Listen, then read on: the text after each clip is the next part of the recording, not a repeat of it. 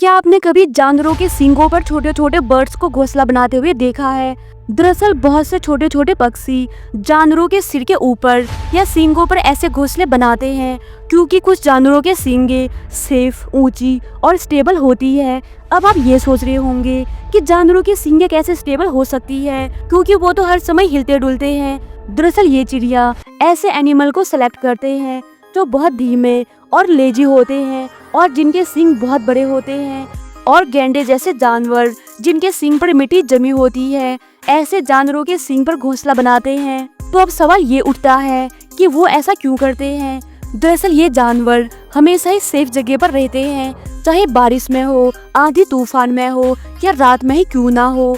और इन चिड़ियों को सबसे बड़ा खतरा रहता है सांपों से, जो पेड़ों पर चढ़कर उनके अंडों को खा लेते हैं। इसीलिए कई बार चिड़ियों को थोड़े समय के लिए घोंसला बनाना हो तो वो ऐसे जानवरों के सींगों के ऊपर बनाते हैं।